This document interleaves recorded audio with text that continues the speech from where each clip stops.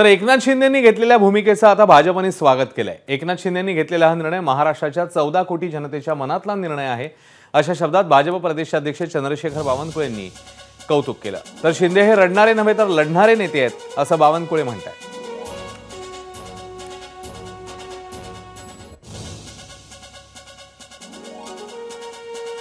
तर एकनाथ शिंदेंनी पत्रकार परिषद घेऊन आपली भूमिका, पक्षाची भूमिका स्पष्ट केली आणि आता त्याच्यानंतर लगेचच भाजपने देखील पत्रकार परिषद घेतली।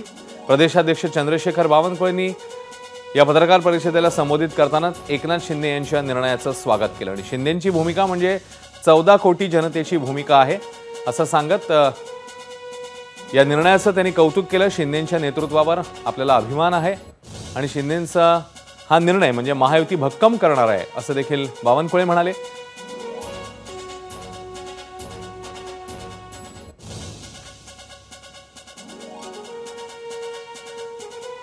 पण आज माननीय मुख्यमंत्री एकनाथ शिंदेजींनी महायुतीचे नेते म्हणून प्रेसच्या माध्यमातून आणि आपली भूमिका व्यक्त केली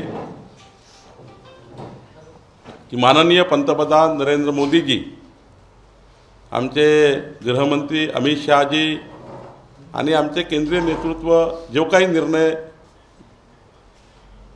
मुख्यमंत्र्याबद्दल करतील त्या निर्णयाला पूर्ण समर्थन माननीय एकनाथ शिंदेचं राहील।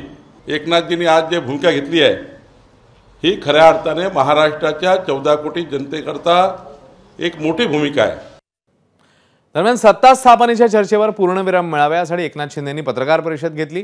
भाजप नेते सुधीर मुनगंटीवार यांनी एकनाथ शिंदेंच्या पत्रकार परिषदेसंदर्भात आता प्रतिक्रिया दिली। बघूया। एबीपी माझा, उघडा डोळे बघा नीट।